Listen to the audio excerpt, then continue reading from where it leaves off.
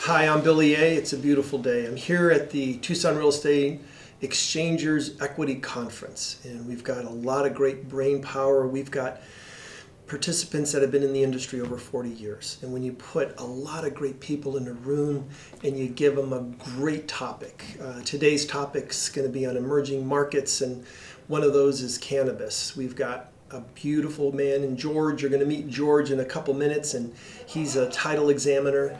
And then you also are going to meet Nick, who's more of a practitioner, a consultant. We joke about it. He's the one that does the picks and the shovels. One of the things I really believe that man's biggest enemy is ignorance, and I hope we give you a program today. I hope you see a great program that will balance that, will make you more knowledgeable in a space that's really changing, moving fast. The laws are moving, different states with different ideas. So look forward to having you enjoy this next seminar on cannabis. Hi, it's George Stabline with First National Title. I'm here in beautiful Tucson, Arizona, and about to do a speech with my good friend Nick on cannabis and its effect in real estate. Look forward to a good time. I can't wait to hear what the questions are. Hey everyone, Nick Sandberg here. I'm the community manager for Growers Network, and I'm going to talk to you guys today a little bit about cannabis as it pertains to real estate in a mostly Q&A format. I've been in the industry for about 15 plus years, and now I'm in the business of helping cannabis professionals connect with vendors, with investment capital, and with potential clients. So that's what I'm here to do today. Mr. Weaver said, we got to seize the time, right? Seize the day, seize the moment. So we want to thank everybody for coming here today. As we start to get more and more folks here, here's how we're going to do the program today. There's a lot of content, a lot of new information.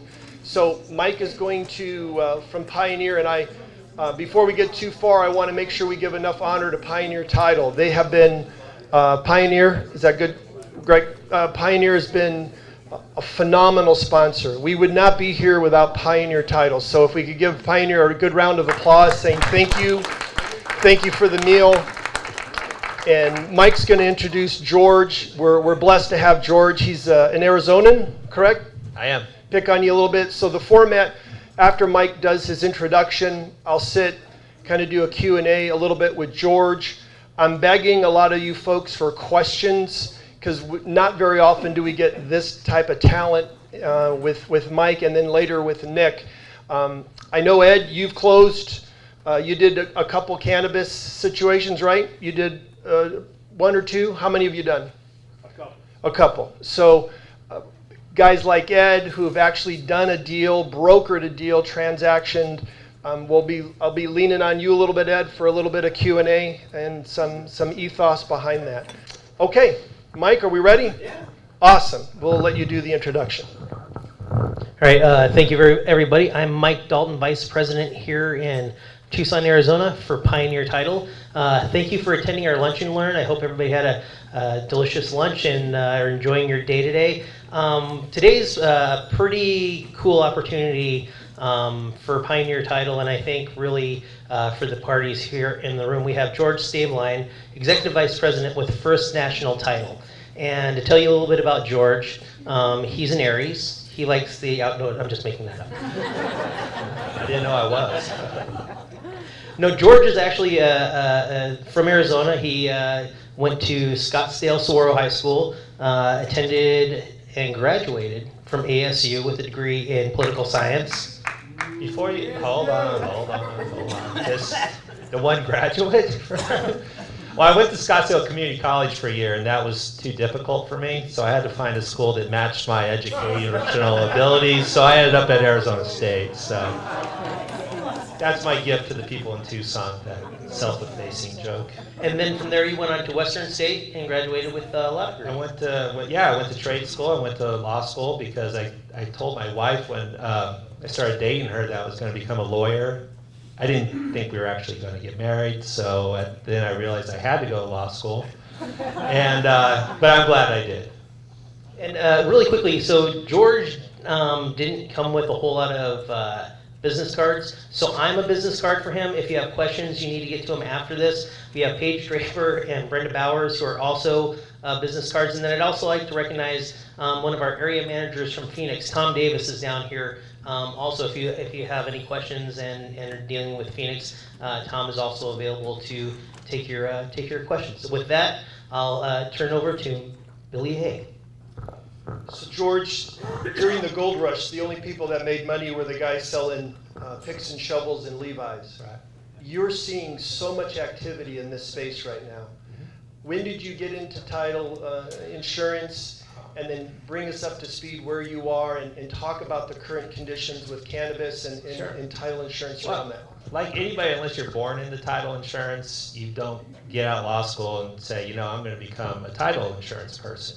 But about 20 years ago, I started as an underwriting counsel, and since that time have realized I enjoyed it, which is an important thing in anything you do in life. Once you enjoy something and decide that's what you're going to do for a living, then it was there, and kind of worked towards to the point where I am now. I think I'm qualified to talk about this because my great-grandfather, you have stories about your families, and then you start doing the math and you realize really what it was about. So my great-grandfather in the 20s in Spokane, Washington, ran the Lucky Eagle Social Club.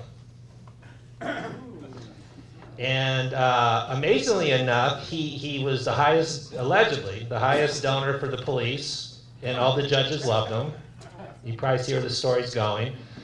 He was never arrested and never convicted, though he was always misunderstood.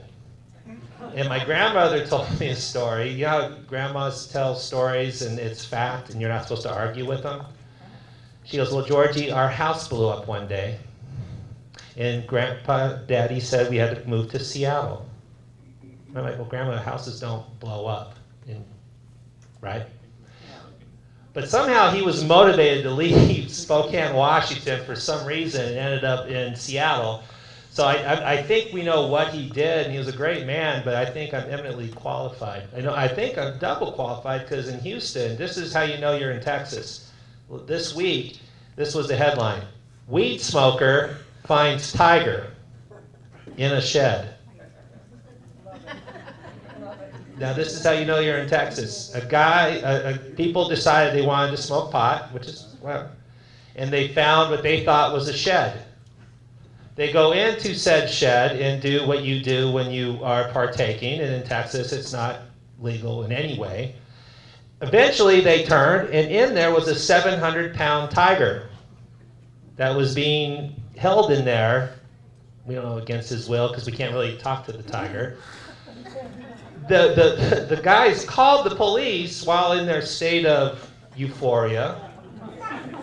And only in Texas, you would think finding a 700-pound tiger would be enough to talk about, right? No, they said it was not known, but it happened to the criminals of the weed smokers. Now, I'm thinking the bigger issue is why would a 700-pound tiger be in a house? Only in Texas would you have this focus on the criminal act that they were talking about. Think about that. I mean, it's still, depending on which state you're in, it's still different. The tiger's fine, by the way. We don't know where the tiger, I heard he was in a movie with Mike Tyson. No, we don't know. It's just, he's now in a sanctuary, everything's fine, and we think that the young man who found said tiger might be talking to the police. So no good deed goes unpunished. Where are we in the law? Where is it going? Okay. Nationally, how's it getting? And then obviously, how does it affect Arizona? It affects, well, as of this week, we have a new attorney general.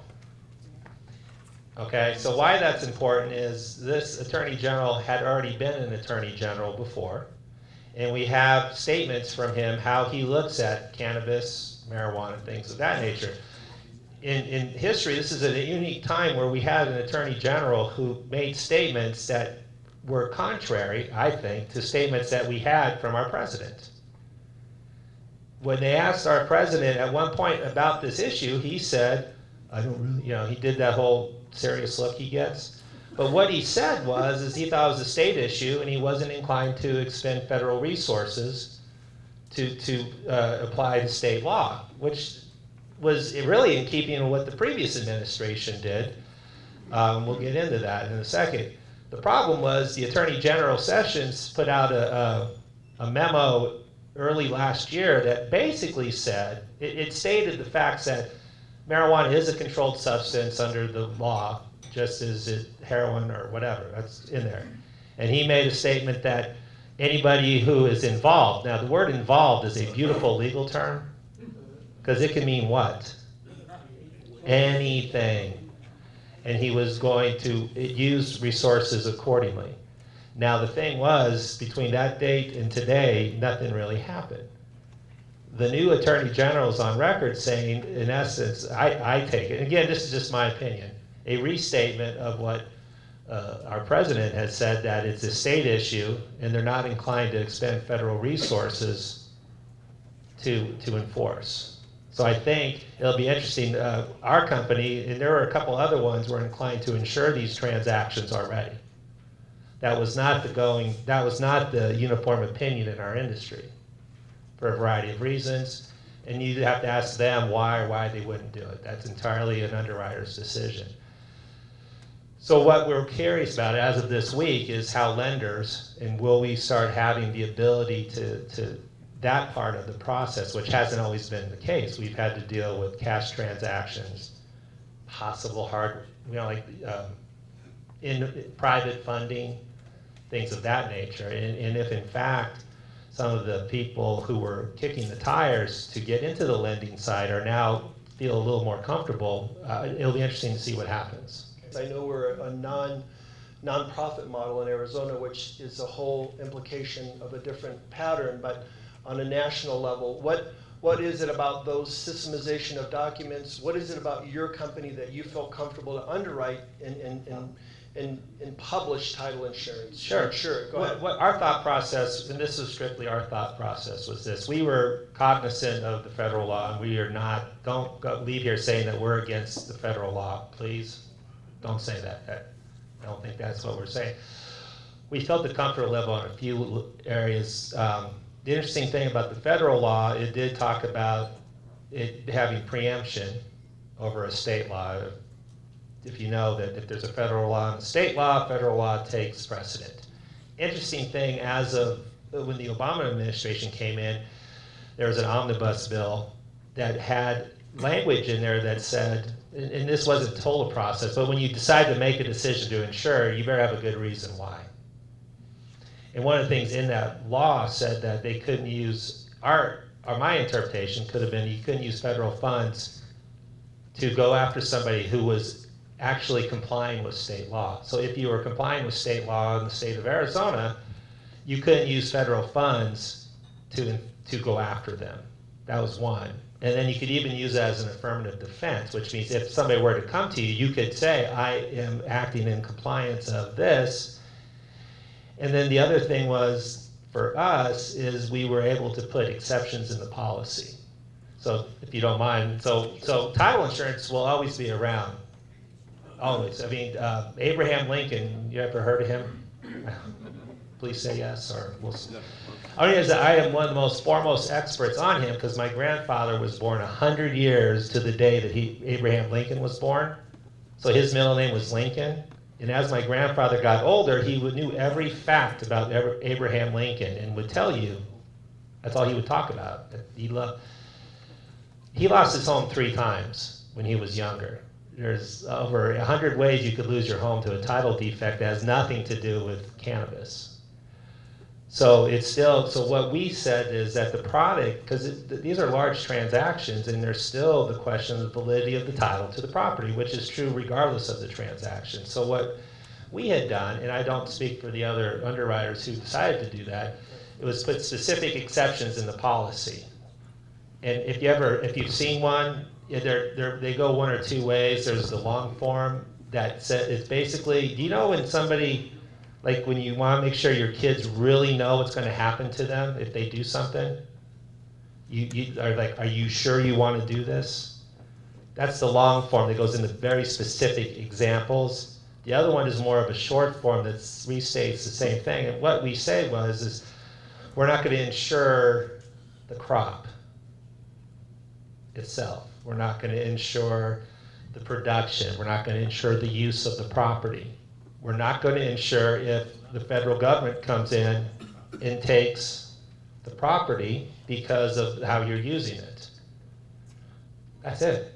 Now everything else, but to be honest with you, that's how it is anyway. Most title companies, you're right. I mean, it's not like, right.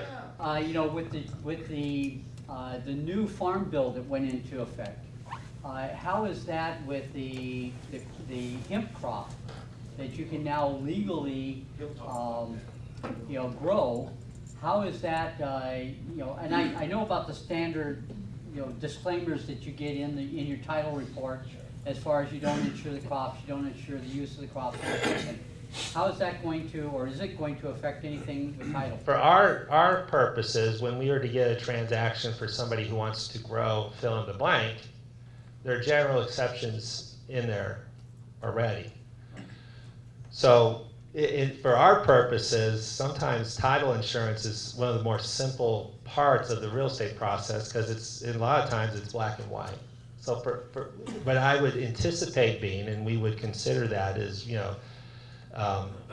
would probably have some of the same exceptions, but you might not have is one of the specific exceptions as it relates to cannabis. But at the end of the day, the protection you're going to get as far as ensuring the title will be, I would say, wouldn't change.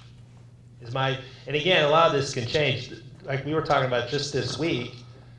I mean, this week now we have an attorney general who has said something 180 degrees different, in my opinion, than what the previous one did. So this could change like that. But as of today, that would be our statement. So we've had a lot of smaller growers of hemp, and I guess Monsanto saw a big opportunity now that they're seeing the federal government kind of ignore the smaller growers. So Monsanto came in, and I heard they bought out in Marana, 300 acres to use for hemp farming because they want to be the 800-pound gorilla in the category. And they've been around enough and saw that the federal government wasn't going to do anything, so they're going to try to dominate the market. From the title side, from the insurance side, and the attorney side, it's actually great because we're not that in the weeds as far as the rumors. When something comes, so you like that? Look at that! I didn't even mean to do that. I mean, right across the street is tumbleweeds. I should have known I was in the right spot. What we are, when we get transactions, what we have had so far has been basically you couldn't tell the difference between one or one crop from another, except for when we do, we have those exceptions in there. So we're sort of out of touch as far as that sort of thing, and I would defer to Nick as far as things within the state that might or might not be happening. What about if a foreclosure comes about? A forfeiture based on it will A default. a default. Well, first of all, you're going to suppose that there's an actual loan, which our transactions. Well, there has to be a foreclosure if there's a loan. I understand that. That's what. So, well, you always start with the easy, and then you get to the more difficult. We're going to assume at that point that this lender knew what they were investing into, and they're going to want a mortgage policy. Now, if it's a forfeiture because of the use of the property, we're going to exclude that and not cover that. If it's it depends on what the foreclosure is for.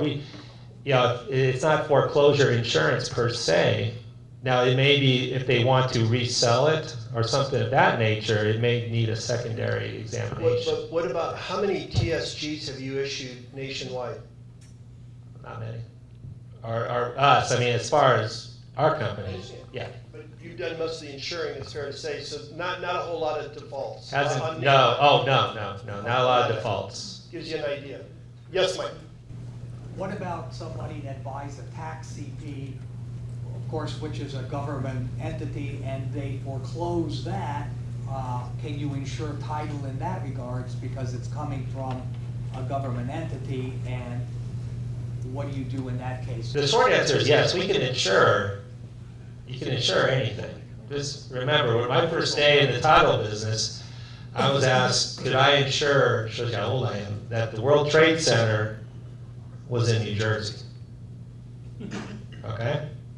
I was the only one to get it right because I wrote a 40-page paper on how it would take to, you'd have to move the World Trade Center, or you'd have to have New Jersey annex, and we went through the process. So the short answer is yes, we'd have to look at the document that created the vesting.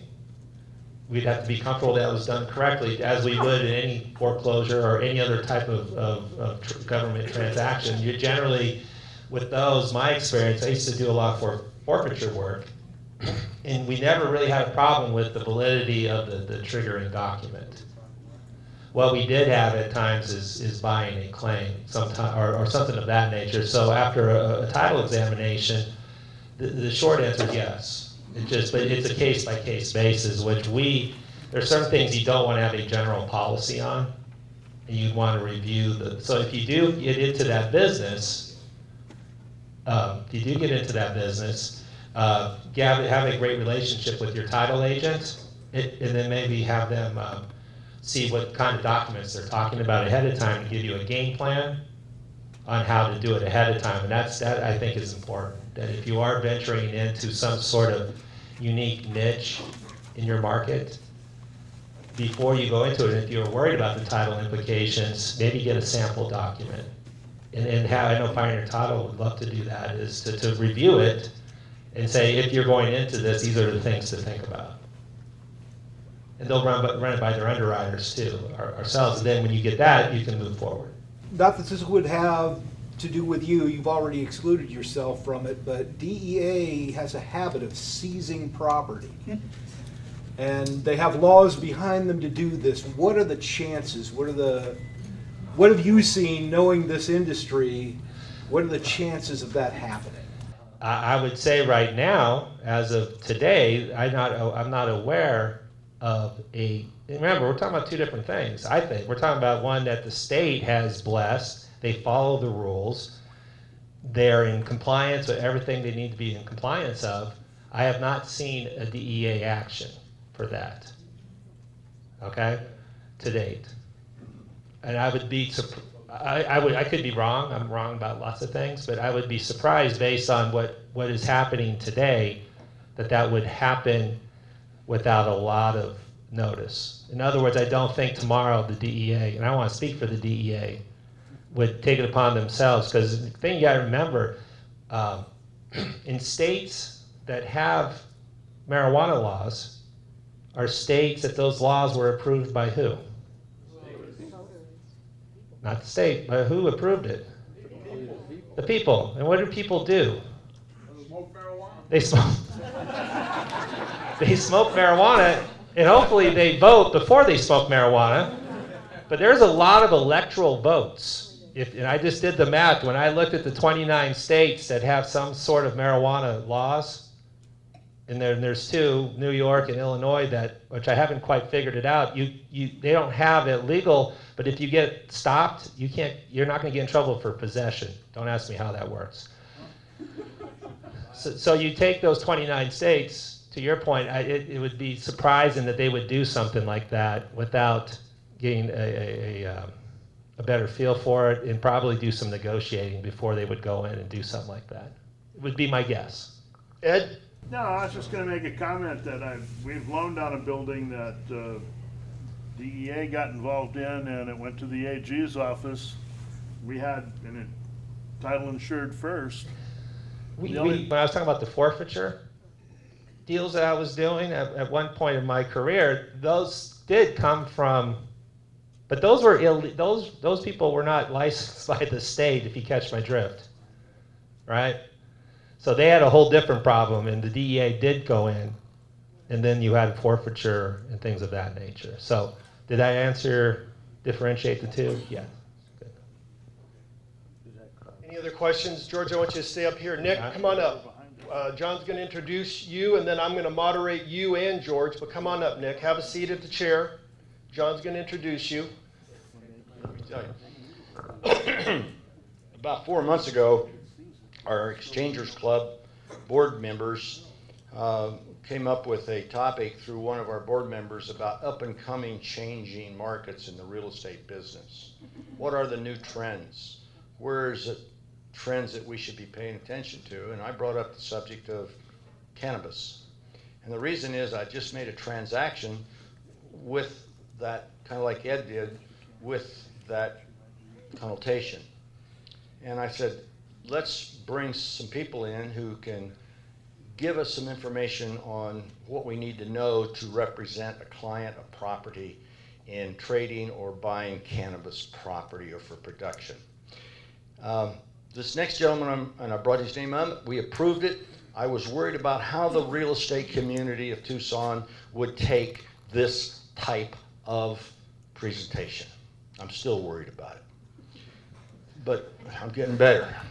I felt that it was time to bring somebody in that can tell us about title insurance, can tell us about what we got to look out for, the curves, and somebody that knows that business, who deals in that business. Well, many years ago, I went fishing.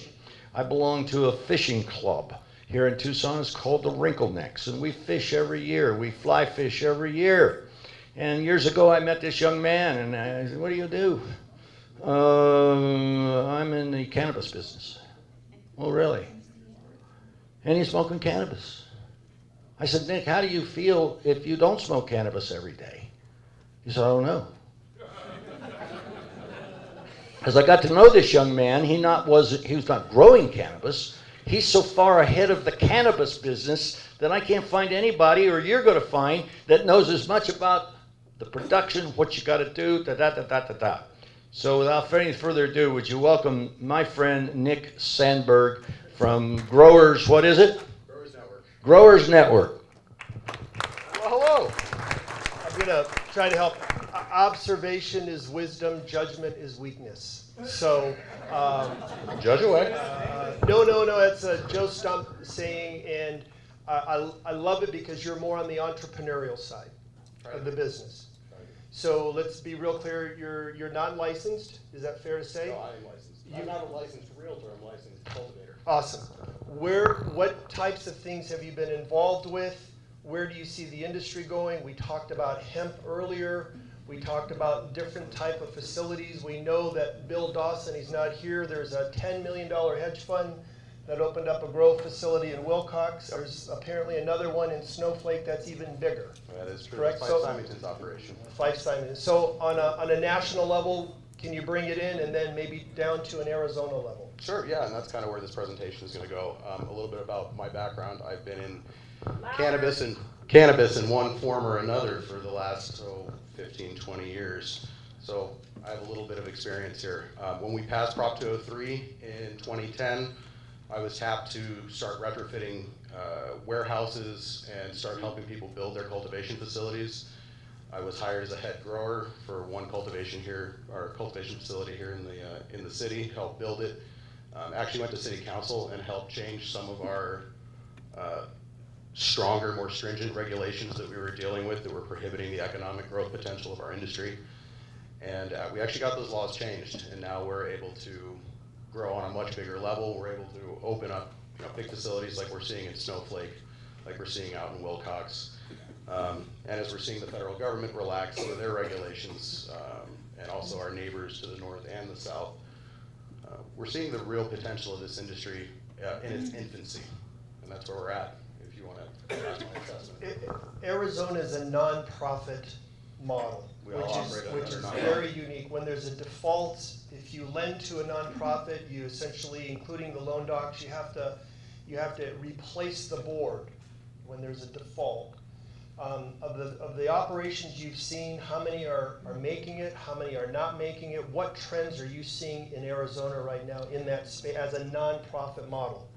Even as a nonprofit, people are making it. I don't know of anybody that's gone into default yet. And we're in a time, I would like to say, is the mergers and acquisitions phase, where you're having big money come into the state and actually buy out some of the existing licenses, which we call CHAWs here in the state. Those CHAWs are being transferred over to larger entities, namely the largest acquisition that's happened recently was MedMen, who purchased Level Up and Monarch dispensaries up in Phoenix. Level Up sold, they had 2 dispensary locations, 2 cultivation sites. The total value on that was $33 million.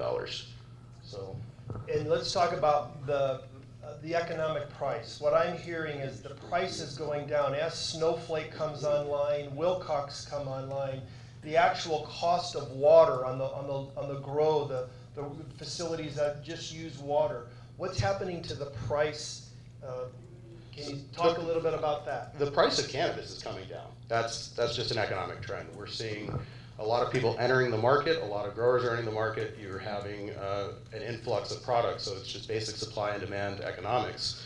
The more supply on the market, the cheaper that price is going to be, which is good for the consumer. But if you're looking at building a cultivation facility, becoming a grower, you want to look at those market conditions and the volatility they're in, and what's that going to do to affect my business? So we're always trying to drive our cost of goods sold down as cultivators. I'm going to parallel you. There's all this land that was presented here. We had an enormous amount of land. John, that's all you said the whole 2 days. Too much land at this conference, too much land. Help me understand hemp. Help me understand, if you have water to grow hemp, can hemp survive in a soil that other agricultural things cannot? We don't call it wheat for nothing. It really is a very robust plant.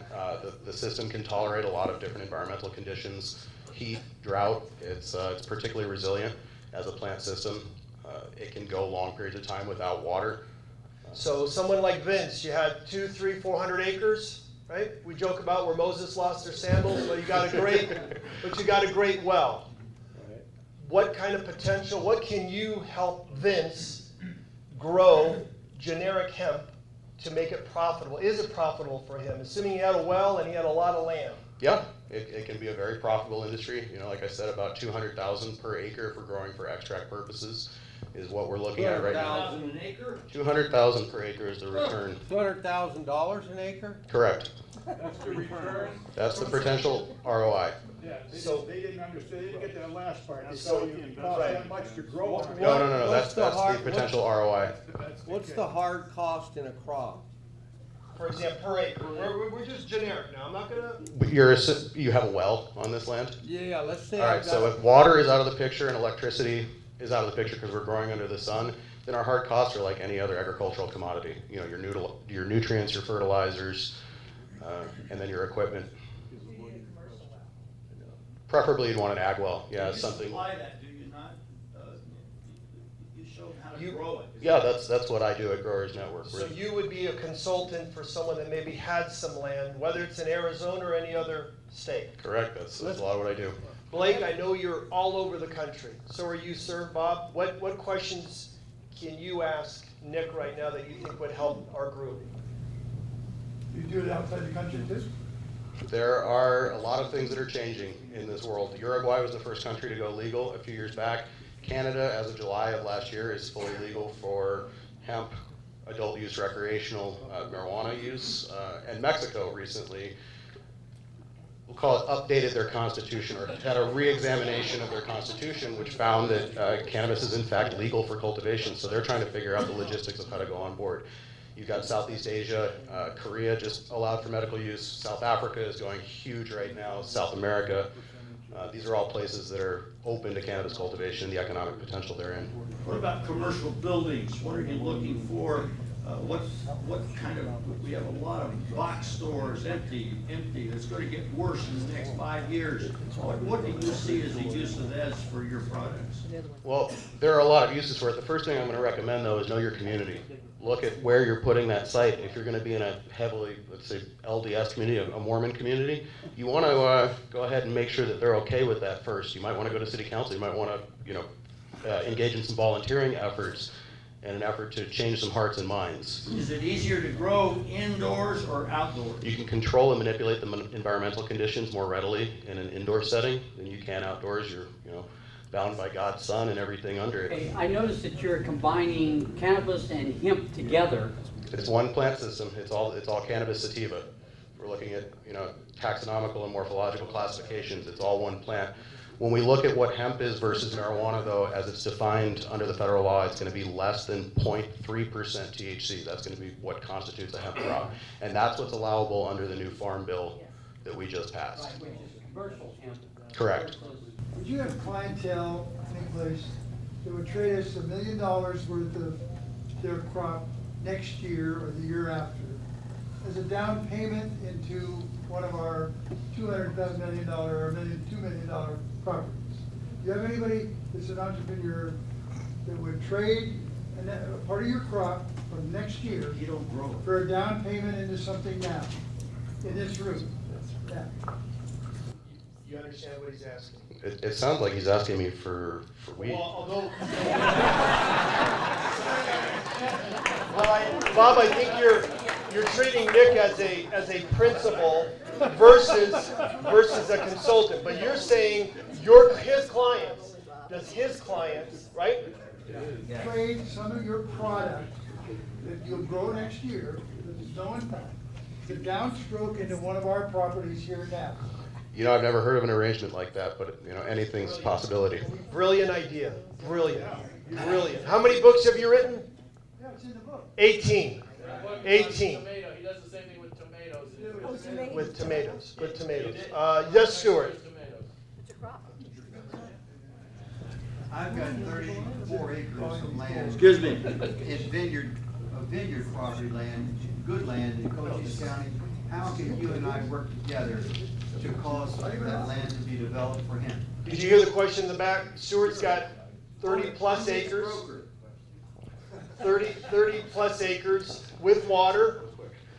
Water is easy to get. Easy to get. I can provide. So if you had a 5-step process real quick, what would you tell Stuart right now for someone that had that situation? You know, right now it's hard for me to say how we're going to be projecting in Arizona as far as our hemp bill actually goes because we just passed it, one. Two, it hasn't been enacted. There's actually been emergency legislation that's been introduced by Senator Borelli out of Mojave County to speed up that process. But as of right now, we're in a standstill for getting the hemp up and running. You have the largest production in the world at Los Sueños. Los Sueños, yeah. Los Sueños Farms on 36 acres. The largest marijuana production in the world is at 34 acres. And I want to participate. Absolutely. And Los Sueños is a recreational cannabis farm that's being grown for psychoactive purposes, not for hemp.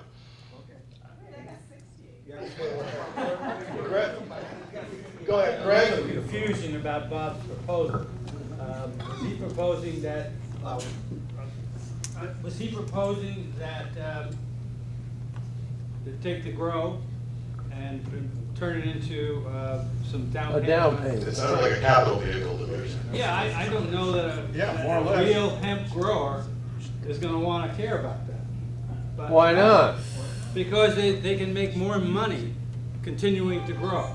You Why get would him they for give zero away down? Wait a minute, we're not buying his property, all we're buying is his product. And we're spending, wait a minute, we're spending today's money, which is gonna be worth more next year. Right, but But it's a better deal Greg, for the is that- grower than it is for the guy. Is that grower gonna trade that at a retail value or a wholesale value? What do you think that grower's gonna wanna do in relationship with Bob? Right, retail for retail. It's going to be contingent on his needs. On where we are on that. Any other questions in the back? Oh, come on. I have a client that has property in South Dakota, and he asked me what to do with it, so I suggested hemp growth. But I'm gonna ask you, he wants to do 5,000 acres, and is that like too much for, at this time, is it too young of an industry? I 'Cause think it's the suggested perfect time hemp. for 5,000 acres. Okay. I think now is the time to get in on an operation like that. The fact is, this is a perfect example right here. Everybody's in this room today. You're all interested. Well, this is happening all over America as we find out that we're not risking our butts anymore to farm just another commodity. Yeah, because I suggested, well, he's actually has over 100,000 acres, but I said, start out with the 5,000, grow hemp on it, and I'm supposed to help him do that, and, you know, maybe I have to talk to you. Sir, I'm interested in your 100,000 acres. Yeah. Seriously. I think now is the time. No, I'm serious. So no, thank you. I have an interesting question. Hopefully the group will like. I was in Telluride and I noticed the cashier and she was struggling with her hands. I asked her, she said, I have arthritis, but I use the oil, the wax for my arthritis. As a percentage of retail sales versus recreational versus oils and waxes that help people with arthritis, for example, and other issues. Where are we at as an industry as far as the product being grown? Which channel is growing faster? The oil side, the medicinal side, the wax side or the retail recreational side? And can you put a percentage on that? Am I asking the right? You're just asking a lot of encompassing questions. Okay. So if we looked at like the market breakdown on April 20th of last year, which is going to be our biggest day in sales in the recreational cannabis industry. Yeah, 420. Yeah. It was about 60% raw flower that was sold. It was about 35% oils, and then the remainder was topicals and edibles. What you're seeing is the largest trend in growth is the little cartridges that people are taking around. So that seems to be what people are consuming more than anything else. And if we look at the people that are consuming it, the median age is actually growing every year. We're getting older, or at least our consumers are, of cannabis. Baby boomers are interested in smoking weed now. And as we look at the growing hemp market, same is going to be true for those little cartridges, those CBD cartridges, which is what we're using the hemp to grow. Immensely popular, just because of the ease of use, the controlled dosages that you're able to get. It's the fiber from hemp, sort of the aftermarket product. Yeah, that biomass can be used for the fiber value, even after it's been extracted for the oils. So you extract the oils, then what's left can be sold into the... Correct. You can get a closed loop, you can keep using it over and over and over again. Nick, I go down to your office down there with the national growers, and you got a battery of people on the phone talking to people all over the world. Is that correct? That's correct. We're in 56 countries. 56 countries. Right here in Tucson. You go to his office, you go upstairs, and there is a battery of phone people on the phone. What are they doing? Well, it's like he touched on a little while ago. The people in 1849 that stood to gain the most, or that actually did gain the most, were the people that sold picks and shovels. So if you look at what I do, I'm in the picks and shovels industry, John. I sell equipment and information, aggregate data. So they're buying something for them to grow product at their property. Conceivably, yeah. And what are they buying from you? Because your business is going like crazy. Well, we have over 16,000 SKUs in our product catalog. So anything from lights to literal picks and shovels they might be purchasing for their farm. Greenhouses, we sell everything. And your people don't grow. No, we're in the picks and shovels business. And what is your biggest challenge when you have a grower over here and he wants you to, do you go and show him how to put together a cannabis farm, a property? Do you do that? We can do that. We can do everything from sell him a single light or a single bottle of nutrients to his complete facilities design. Wow. Wet stamps on greenhouses. Where is the technology? Is it leaping forward increasingly fast, or is it still pretty primitive from your perspective when you're looking at in the future? It's pretty advanced. I look at things like the LED lights that have really taken over the indoor cultivation market. The ability to manipulate the light spectrum to control the ratio of reds to blues in a given light spectrum is pretty incredible, and it has an effect on the finished product. Everything from the technical ability to tune in the finest details of calcium, magnesium in relationship to phosphorus, nitrogen, and potassium are building blocks of plant growth. Incredibly technical and also changing and evolving every day.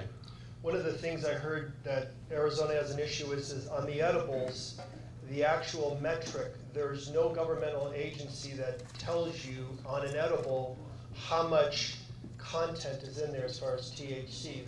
Is that accurate? Is that true? By state law, we have to have it labeled down to the milligram how much is in there, and really, there's no standard. This is where your bud tender, if you're a consumer, is going to inform you. A responsible dose would be between 10 and 25 milligrams, but some of these edibles can exceed 1,000 milligrams. Careful. Yes, Harvey? Is there a correlation between the hemp and the self-driving vehicles? Not that I see yet. Does the lawyer have anything that you would like to add to Mr. Fenberg? He said a lot. Well, here's one thing I did. You were mentioning the commercial side and having a building, and then you had mentioned that people surrounding that area that may not want that in their area. Okay? For our purposes, from a title insurance standpoint, what I would suggest you do and do what you. But my suggestion would be is to do a title search and pull the pertinent documents in that area and see what is prohibited or not. Because even though there's state law, federal law, state law, there might also be municipal laws or things of that nature. Which is true in Tucson. Which is true in Tucson, and we've had that in other areas, and it's analogous to we have, even though we don't have that, we have no alcohol stores in a certain area, right? And somebody will buy that, and they want to be promised, hey, I want to build a liquor store there. Yeah, know your setbacks. No, exactly. So, and read those documents, and remember, the title company will take exception to those. Remember, we're not gonna promise you that you could do this. Totally. But what we can do is provide you the documents, and I would suggest if you're putting that sort of time and expense, and you probably would agree, have outside counsel read that document and give you an opinion as to if you build a facility, what the pertinent ordinances, restrictions, covenants say. And so you have a more learned decision to make. Do your due diligence. So I'm going to pick on you. I can see the creativity in this room. What happens when you have a mixed use in zoning? You have the Church of the Weed, who's marrying people, who says we're a spiritual community, we don't really need to apply to any zoning issues, and we grow and we use and then we celebrate spiritually. How do you handle stuff like that? Because there's no zoning around a church, right, Harvey? Right? Correct? Let's stay on that. Nick used a word a moment ago about you got to know the community you're in. Is that right, Nick? Absolutely. Can you expand on that? If you're, Taylor, me and George, you hit the first part, and then Nick, you hit the second part. Here's something I learned in law school and evidence class that I would impart to you, and we always remember this. Any question you ask, have something that you can point to explain what you're trying to say. If you do not have something that you can point to, you don't have the best evidence. So, for instance, if you want to get into this business, which is great, and you're worried about a mixed use, or you're worried about the pertinent documents, restrictions, covenants, a deed that had some sort of it back in the chain. We were just talking about one out there where there was a deed, and back in the chain it prohibited a certain use in the file.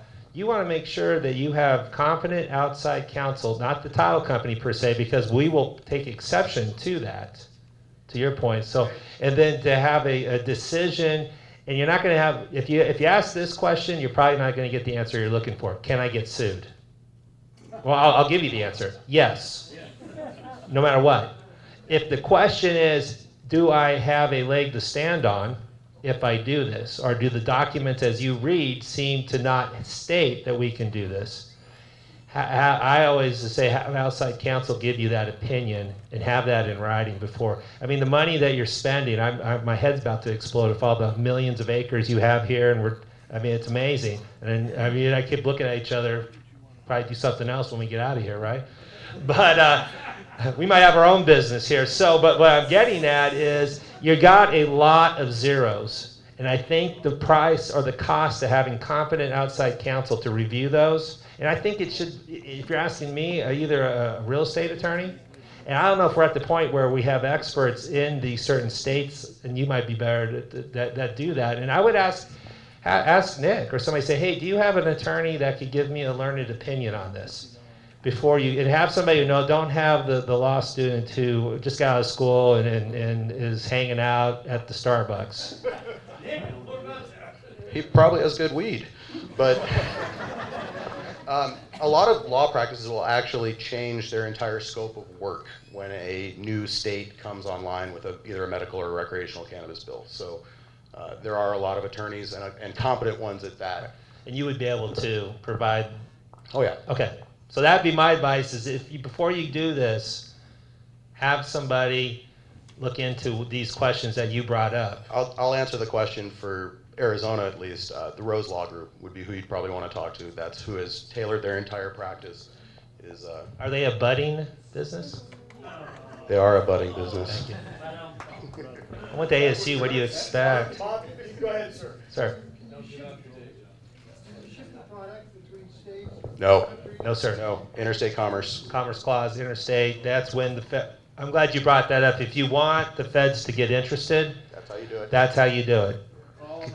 Because now you've taken it out of a state issue, and that's where the law, when I was talking about the Fed, one of the things that when we created our country is we had issues. We did, we fought to get away from one thing, right? And you had all these states who wanted to be, for lack of a better term, self-governed. Well, the problem with that is you couldn't function with 13 different countries. So as the law grew, some of the things that the federal government is very clear on is interstate commerce, moving from one to another. And the way you jumped on it, I'm glad you did. That would be that. Well, we don't like the word smuggle, sir. It's called transporting. I'm in the hemp business. I sell the CBD oil, which is less than 3% THC. And one of the biggest obstacles I have in getting people to buy it is that education. They don't understand. They don't understand that cannabis is an actual species, and that you have your marijuana and you have your hemp. They're like cousins. So, getting them, you say hemp, and they immediately put up their guard and say, it's illegal, it does not have the psychoactive Well, effect. to be fair, when you have a teenager, parents and grandparents, and they start explaining to you all the health, all the qualities of hemp, yes, that's the end result. So, but you're absolutely right. I agree with you on that there's a lot of medical value to CBD, but I also see a lot of value in the whole plant itself. That's why we have a medical marijuana law, and I think there are a lot of people that benefit from the psychoactive and the non-psychoactive components of the plant. So, and lots of money. Now, I'm gonna have some fun with you. We said there was no free samples, but are you saying you have some samples? Okay. Talk to her. We have another question, yes. I can't do it. And someone purchased from your dispensary, you cannot bring it into Tucson because of is that correct? You're dealing with what we've been talking about here, which is federal versus state sovereignty. And once you head down I-19 or you head down 83 or you head down 82, you've got to come back through those checkpoints. So if you do have a dispensary in Sonoyta or Bisbee or Douglas or Sierra Vista, no, you can't come back through those checkpoints. It's just that simple. Given your knowledge, obviously you're extremely knowledgeable, and you could not be in the pick and shovel business. You had that one away, and you were going to get into this industry. What would your choice be? Yeah, what part of the model, right? What part of the model would you? I'm a farmer. I don't love retail. But you know what? That's why you have so many different components to this business. If we're looking at all of the different buckets that fall into this industry, you have cultivation, processing, extraction, and then the retail side of it. So somebody who maybe has a little more expertise in retail might say, hey, I want to be part of this, if it's a vertically integrated operation where all of those buckets fall into one license. Hey, I want to have this expert run my retail. I want to have this expert run my lab. I'm not a lab tech. I don't have a great chemistry background, so my lab is run by a chemist. And you might have a farmer like myself run your cultivation operation. You like farming, and I get that, but I'm still wondering, where are you going to make the most money? I think there's a lot of ROI potential in the extraction side of it, and it's certainly one of those arenas or one of those buckets that's growing rapidly is the extraction and the extraction tech. I mean, some of these machines can cost, and I mean, we spent $226,000 just on our processing equipment to make our raw extracts, but the potential revenue there is massive, and it takes a shorter amount of time to turn that biomass into a usable product than it does to say grow a crop out, or it does to build a retail operation. So extraction might be what I would say there, but I'm reticent to give you an absolute because it's such a fluid industry. As an industry with potential, where we are now, where you think we are, as a percentage of this potential, where do you think we are now? I think we're in our infancy. So give me a percentage. Out of 100%, where do you think we are as a percentage of that 100%? Under 10. Is there truth to the Monsanto rumor that they entered the fray as far as the farming?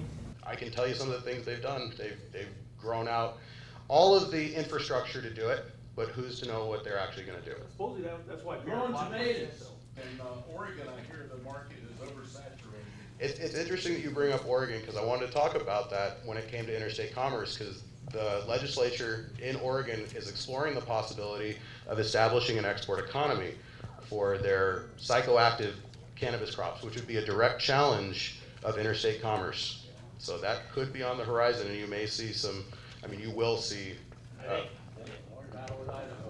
That's how you challenge is you get the right or wrong, however you look at the legislator to understand that and then to pick a fight. And I would tell you that the Supreme Court would love to hear it. That there's growers down in south where you have to go through the checkpoints. So, and they can't bring the product north of the checkpoints, but it's legal in Arizona. So as for the lawyer's side of it, what about air transportation? Like I have plane, will travel, but 10,000 feet falls under the jurisdiction of the FAA. Which is not, okay, so Which that's is still not. Federal. So how about if I'm flying ground level, I'm a crop duster? I saw that movie with Tom Cruise, sir, and it didn't end well for him. Great movie, but not a great ending. So we're not telling you in this association to fly under 10,000 feet. By no means. I often do. I don't know anything about that. It does remind me of one thing. Everybody see the movie Untouchables? Remember Sean Connery and all that? At the end of that movie, this reminds me of when Elliot Ness is walking Kevin Costner and a news reporter goes, "Hey, they just repealed prohibition. What are you going to do?" You remember what he said? "I'm going to get a drink." Just think about that. I mean, and I. Drink after this session. Well, I've been drinking during the session, so what day is you? What can you say? All right. I think with that, we'll end it. I'm an attorney by trade, executive vice president with First National Title, which is a national underwriter for title insurance companies, we're the ultimate insurer of real estate transactions, are the ones who determine if we will or can or how to insure transactions throughout the country.